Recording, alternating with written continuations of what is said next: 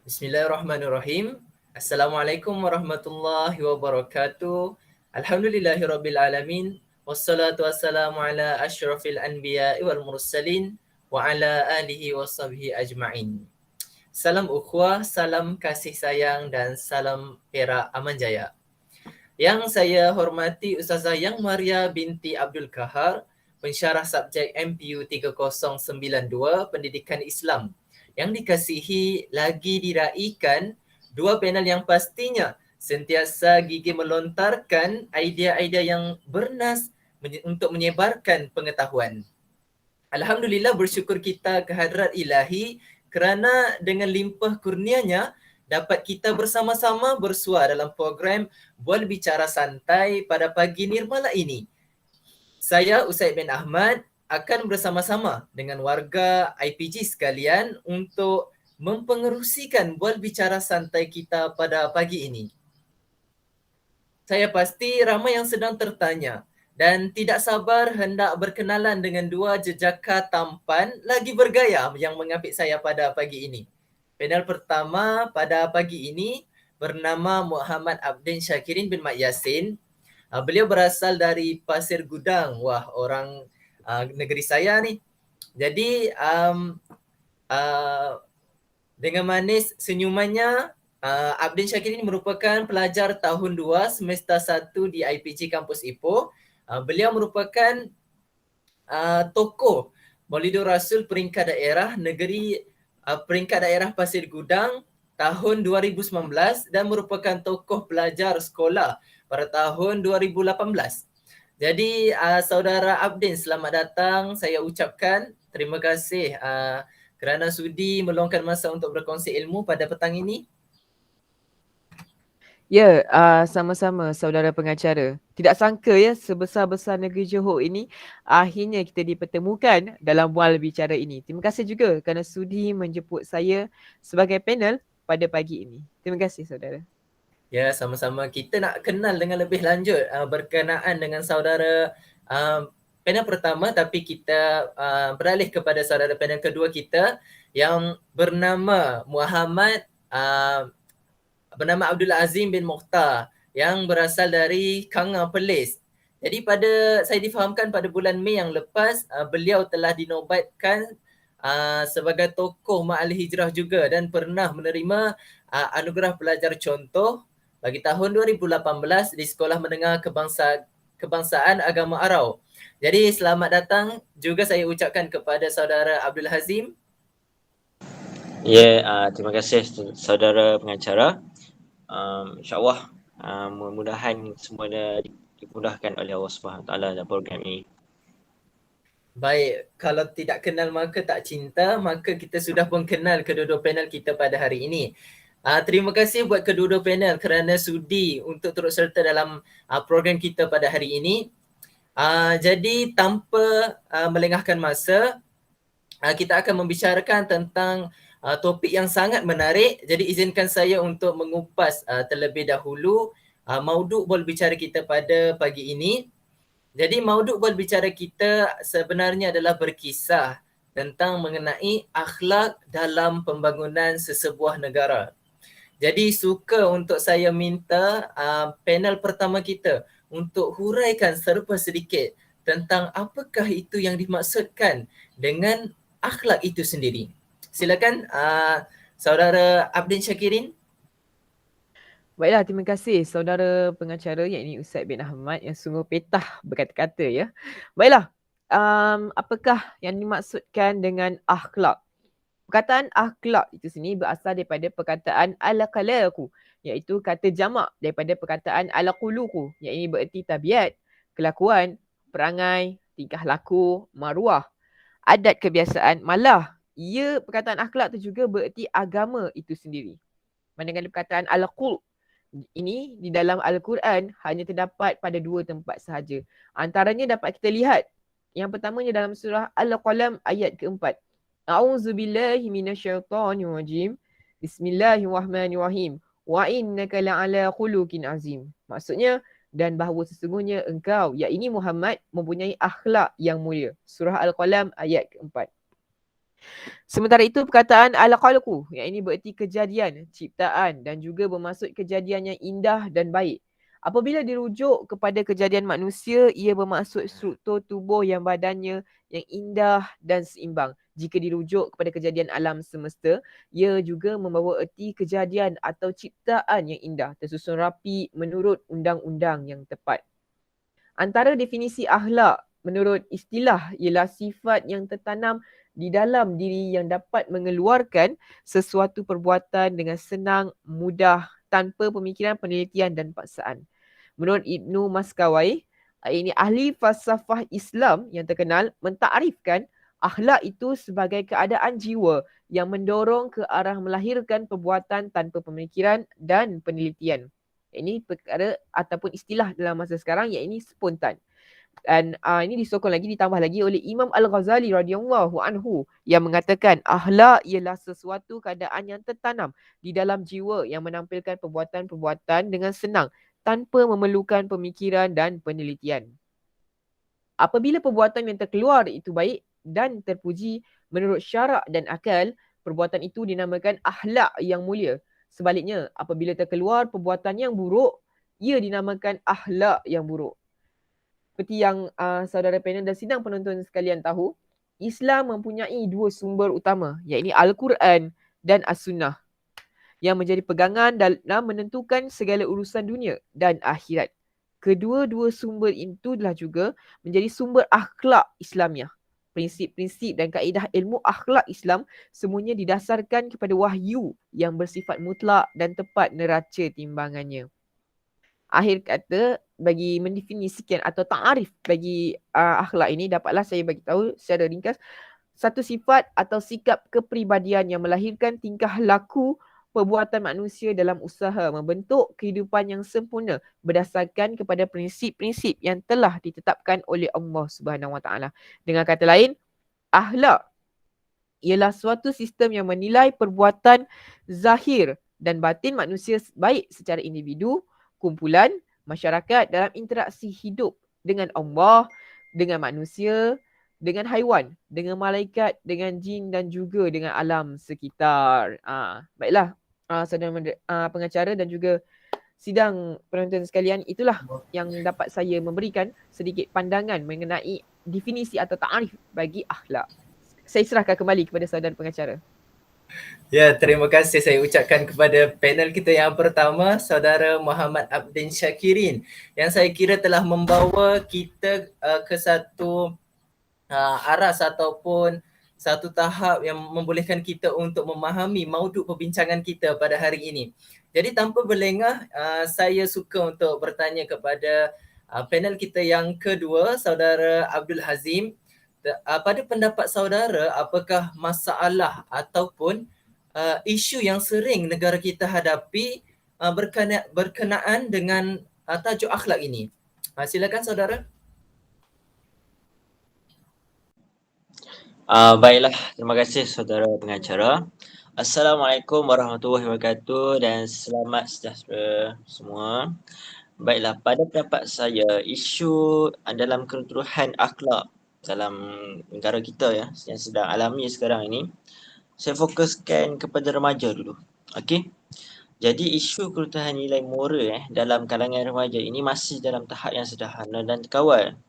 Jadi namun begitu jika isu ini tidak diambil perhatian yang serius, lama kelamaan hal ini akan menjaskan sesebuah organisasi atau sesebuah negara. Jadi secara umumnya, keruntuhan akhlak merangkumi pelbagai perlakuan negatif remaja pada hari ini. Sebagai yang kita tahu, remaja merupakan aset sesebuah negara pada masa akan datang untuk menjadi pemimpin negara kita. Tapi malangnya, kes jenayah di dalam kalangan remaja masih berleluasa. Jadi menyebabkan merencatkan banyak yang kita lihat di media dan sebagainya. Jadi contoh-contoh isu yang kita dapat lihat dalam kalangan remaja, yang contohnya ialah samsin, menyertai geng motosikal, kongsi gelap, memeras ugut. Ada juga kes-kes disiplin di sekolah iaitu menumbuk cikgu. Ada di berita merosakkan harta sekolah, mencuri, merogol, berjudi dan macam-macam lagi. Jadi ini mencerminkan kelemahan institusi sekolah sebagai mekanisme pengawal sosial remaja. Jadi dia meningkatkan pelbagai gejala sosial dan jenayah remaja ini adalah manifestasi krisis dan keruntuhan moral yang tinggi dalam masyarakat. Jadi apa yang kita lihat ini adalah Sayyidina Ali radhiyallahu berkata, jika kamu mahu melihat masa depan sebuah negara, maka lihatlah pemuda-pemudinya pada hari ini.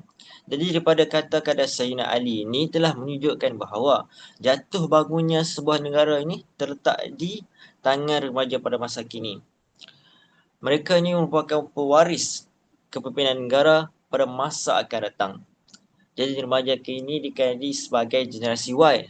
Semakin hari semakin tidak memahami tujuan hidup mereka sebagai manusia. Malah ramai yang terjebak ke lembah gejala sosial yang tidak memora. Bersukaria di kelab malam, terlibat dalam perlubaan haram, penyalahgunaan dadah dan lain-lain lagi. Seolah-olah ia menjadi runting wajib bagi mereka. Jadi, sedangkan dalam Al-Quran, dalam surah Al-Baqarah ayat yang ke-30, A'udzubillahi minasyaitonirrajim. Wa iza qala rabbuka lil malaikati inni ja'ilu fil ardi khalifah. Ingatlah ketika Tuhanmu berfirman kepada para malaikat, sesungguhnya aku hendak menjadikan seorang khalifah di muka bumi ini. Jadi dalam konsep Islam ini, manusia adalah khalifah, yakni sebagai wakil, pengganti atau duta Tuhan di muka bumi ini dengan kedudukannya sebagai khalifah Allah Subhanahu Wa Taala di muka bumi ini. Jadi dengan isu-isu yang ada di negara kita ini, terbentuklah bagaimanakah masa depan kita. Jadi itulah saya punya hujah berkenaan dengan persoalan saudara. Terima kasih. Masya Allah, saya terpegun mendengar jawapan panel-panel kita hebat-hebat ya hari ini, sangat petah berkata-kata. Jadi saya boleh baca di sini ada satu komen daripada seorang, saya boleh katakan seorang ibu kepada tentang luahan hatinya. Beliau menyatakan di sini bahawa mempunyai anak yang sering dibuli ya, kerana disebabkan anaknya bersifat seorang yang pasif, dan dia ada juga menyatakan tentang suatu isu yang sering dilihat iaitu seks bebas ya, yang berkaitan dengan remaja pada masa kini. Jadi suka untuk saya minta panel yang pertama Muhammad Abdul Syakirin untuk mengupas berkenaan dengan isu buli dan juga isu seks bebas ini. Silakan saudara. Baiklah, terima kasih saudara pengacara. Sebenarnya agak sukar, agak berat juga ya untuk saya uraikan tentang isu buli dan isu seks bebas ini. Tapi insya-Allah saya akan cuba. Baiklah. Apakah yang dikatakan dengan isu buli? Apakah yang dikatakan dengan buli? Menurut Collins, pada tahun 2004, pelakuan buli ini merupakan satu fenomena yang sangat kompleks. Iaitu tingkah laku dibuli boleh ditunjukkan dalam pelbagai bentuk dan cara tanpa mengira jantina. Terdapat pelbagai definisi tentang pelakuan buli yang diberikan oleh para sarjana. Definisi pelakuan buli ini pula bergantung kepada budaya sesuatu masyarakat. Mungkin satu pelakuan itu dikatakan pelakuan buli oleh satu masyarakat, dan bagi masyarakat lain ianya bukan pelakuan buli. Contohnya bagi masyarakat di Malaysia, ini masyarakat Melayu saya khususkan, panggilan nama atau gelaran yang tidak baik misalnya bukan satu pelakuan buli, sebaliknya ia merupakan satu pelakuan yang bersifat gurauan. Definisi pelakuan buli yang paling banyak diterima pakai oleh para sarjana ialah definisi pelakuan buli yang diberikan oleh Always pada tahun 1993 yang menyatakan bahawa pelakuan buli ialah tingkah laku agresif yang dilakukan secara berulang kali terhadap orang lain secara individu atau secara berkumpulan. Pelakuan buli merupakan juga satu bentuk interaksi sosial di mana individu yang lebih dominan, iaitu pembuli, akan menunjukkan tingkah laku agresif yang cenderung menyebabkan ketidakselesaan kepada individu yang kurang dominan ataupun lemah, iaitu mangsa buli. Menurut Rigby pada tahun 1960 pula, tingkah laku buli ialah perbuatan menekan atau menindas sama ada secara fizikal atau psikologi oleh seseorang yang lebih berkuasa terhadap seseorang yang tidak berkuasa. Apa yang paling penting dalam mendefinisikan pelakuan buli ataupun isu buli ini ialah wujudnya ketidakseimbangan kuasa antara pembuli dengan mangsa buli. Jadi isu buli ini merupakan isu yang paling perlu negara fokuskan. Dalam hal yang dikatakan tadi, isu buli ini perlu kita atasi kerana ia amat berkait dengan akhlak dan mampu memberi kesan dalam pembangunan negara. Sekiranya isu buli ini semakin meningkat, maka kadar produktiviti pembangunan negara itu juga sukar untuk dipertingkat. Baiklah, isu yang seterusnya dikatakan oleh diberikan tadi adalah isu seks bebas. Masya Allah. Akhlak remaja seks bebas adalah 3 perkara yang dikatakan tidak boleh terlepas dari digandingkan bersama. Perkara seperti ini sudah menjadi trend dan jika ada remaja yang tidak tahu dan pernah melakukan seks dikatakan kolot dan jumut. Kajian yang dilakukan oleh Universiti Pennsylvania menunjukkan terdapat lebih kurang 400,000 remaja di bawah umur di Amerika yang bekerja sebagai pelacur. Dan ini ditambah lagi oleh The Washington Post yang bertarikh 11 Februari pada tahun 2020 melaporkan 80% daripada bahan-bahan lucah yang melibatkan kanak-kanak atau dikenali dengan istilah child pornography ini datangnya dari benua Asia iaitu negara Jepun. Masya Allah. Na'udzubillah min dzalik. Sesungguhnya kita dapat lihat di sini ya bagaimana budaya Amerika, budaya Jepun yang mengutamakan seks bebas ini apabila hampir dibawa masuk ke Malaysia, ia akan memberikan kesan yang buruk terhadap kadar produktiviti negara kita, kadar pembangunan negara kita. Dan kita turut dikejutkan lagi ya baru-baru ini juga kajian oleh seorang penyelidik yang menunjukkan bahawa 1/10 wanita melakukan seks secara bebas. Astaghfirullahalazim. Dan ada juga remaja yang mengaitkan cinta dengan seks. Maksudnya jika cinta tu tidak menyediakan seks, maka ia bukannya cinta. Masya Allah. Begitu bahaya dan dangkal ya pemikiran sebegini dan menakutkan bagi masyarakat Malaysia. Khususnya remaja kini beranggapan bahawa seks ni adalah satu perkara yang enteng dan tidak perlu diperbesarkan.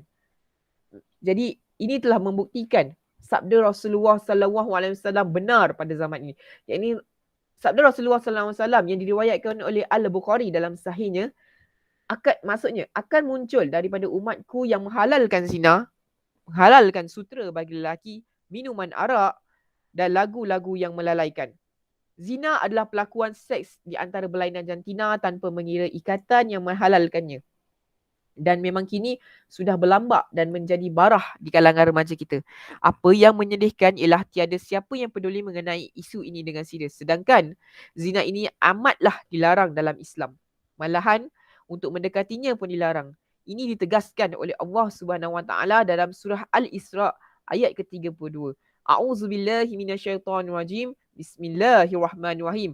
Wala taqrabu zina innahu kana fahishatan wa sa'an sabila. Maksudnya janganlah kamu mendekati zina. Sesungguhnya zina itu adalah satu perbuatan yang keji dan satu jalan yang buruk. Memanglah dikatakan bahawa gelora seks ini adalah satu fitrah. Tapi kita perlu sedar bahawa gelora seks ini perlu disalurkan berdasarkan petunjuk yang telah digariskan Islam itu sendiri. Bukan berdasarkan hawa nafsu kita. Jadi untuk mengatasi masalah tentang gelora seks bebas ni, antara langkah awal adalah antara jalan yang paling tepat untuk menyalurkan keinginan nafsu adalah menguatkan keimanan kita dengan pernikahan. Ini ditegaskan lagi atau digariskan, ditunjuk oleh Rasulullah SAW berdasarkan sabdanya. Maksudnya, wahai pemuda, siapa di antara kalian yang sanggup untuk bernikah, maka bernikahlah. Sesungguhnya dengan pernikahan, penglihatan akan lebih terpelihara dan kemaluan akan lebih terjaga. Hadis Ibnu Mas'ud yang diriwayatkan oleh Bukhari, Muslim, At-Tirmizi dan An-Nasa'i. Saya rasa itu adalah sedikit jawapan daripada saya untuk menjawab soalan yang diberikan oleh saudara pengacara tadi. Saya harap itu menjawab soalan. Baiklah, saya serahkan kembali kepada saudara pengacara. Terima kasih diucapkan kepada panel pertama untuk kupasan isu yang saya kira sangat-sangat mendalam dan sangat bermanfaat dan menjawab soalan penonton itu tadi. Seterusnya, suka untuk saya tanyakan kepada saudara Azim, apakah langkah yang dapat kita utarakan bagi mengatasi isu atau masalah akhlak supaya dapat meningkatkan pembangunan sesebuah negara? Silakan saudara. Saudara Hazim, sila buka mic. Okey, maafkan saya. Baiklah. Berkenaan dengan soalan sebentar tadi iaitu langkah. Okey, langkahnya saya suka fokuskan dulu untuk langkah dalam komuniti keluarga. Okey. Keluarga Muslim seharusnya menjadikan Al-Quran dan hadis sebagai panduan hidup. Okey. Seperti mana dalam sabda riwayat Imam Malik, taraktu fikum amrayni lan tazilu ma tamassakatum bihima kitaballah wa sunnatan nabiyyih. Maksudnya, aku tinggalkan kepada kamu dua perkara. Sekiranya kamu berpegang pada kedua-duanya, kamu tidak akan sesat selama-lamanya, iaitu kitab Allah, iaitu Al-Quran dan sunnahku. Mengimbau kembali kisah keluarga Yasir yang sanggup menanggung penderaan semata-mata mempertahankan akidah mereka. Malangnya, apa yang kita lihat pada hari ini, terdapat banyak kes murtad, isu LGBT, suka sama jenis, kemudian ajaran sesat, Ayah Pin, Black Panther dan seumpamanya seperti menghiasi media akibat daripada kerapuhan tunjangnya akidah keluarga. Oleh itu, keluarga memainkan peranan yang penting dalam mencorakkan anak-anak mereka untuk mendalami Islam, seperti mengajari tentang solat, mempelajari Al-Quran, mendalami sirah Nabi, mengenali Allah, dan juga membawa mereka ke masjid untuk mendengar ceramah agama dan sebagainya. Hal ini sedikit banyak membentuk seseorang itu untuk ke arah kemenjadian mukmin yang sejati. Akhlak mereka secara tidak langsung terbentuknya daripada Islam, agama itu. Cerminan agama adalah cerminan akhlak itu. Jadi yang kedua ialah mencontohi akhlak dan pribadi Rasulullah. Daripada Abu Hurairah radhiyallahu anhu, Rasulullah SAW bersabda, sesungguhnya aku diutuskan untuk menyempurnakan semulia-mulia akhlak. Jadi apakah impak paling ketara kepada umat Islam selepas kelahiran baginda? Kelahiran baginda memberi rahmat kepada seluruh umat Rasulullah SAW. Jadi Rasulullah membawa nilai-nilai akhlak dan sifat terpuji dalam kehidupan manusia. Jadi Nabi SAW ini diutuskan khusus untuk memperelokkan akhlak manusia. Kerana sifat terpuji dan akhlak Rasulullah ini itu sendiri menjadi contoh dan ikutan oleh seluruh umat manusia. Jadi secara itu juga kita seharusnya memilih rakan yang baik, rakan yang mempunyai latar belakang agama yang tinggi, supaya kerana rakan juga adalah cerminan akhlak kita. Jadi itu saja berkenaan dengan persoalan saudara tadi. Terima kasih diucapkan kepada saudara Hazim atas jawapan yang diberikan.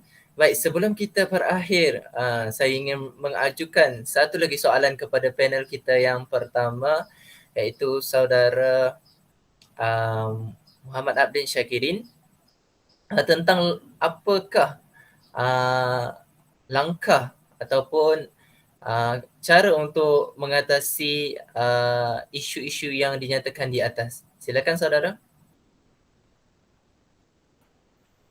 Baiklah, terima kasih saudara pengacara. Baiklah, bagi mengatasi isu di atas, saya menyokong langkah yang diberikan oleh saudara Abdul Hazim bin Muhtar sebentar tadi. Dan saya ingin menambah sedikit.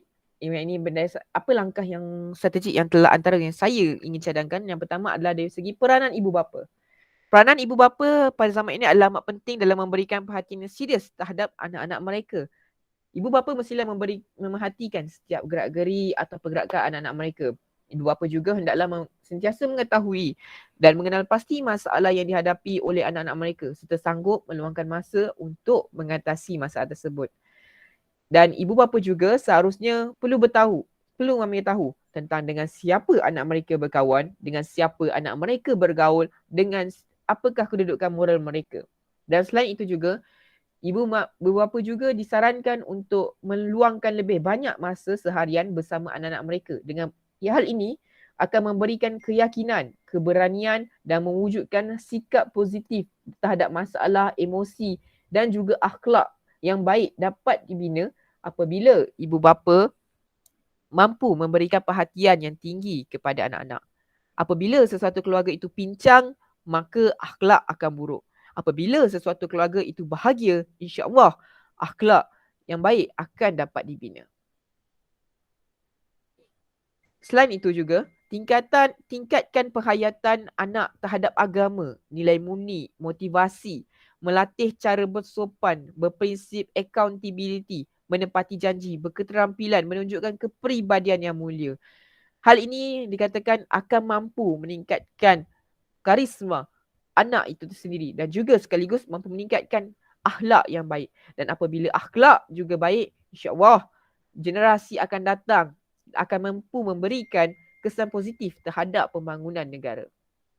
Langkah kedua yang dapat saya suka untuk saya berikan adalah pendekatan akademik. Akademik iaitu ilmu. Pendekatan ini boleh dilakukan untuk menambahkan aktiviti berteraskan akademik dan separa akademik seperti kegiatan co-curriculum di sekolah. Hal ini akan memberikan, sebagai contohnya saya suka untuk saya ingatkan, sarankan adalah dengan menekankan aspek akhlak, adab di sekolah.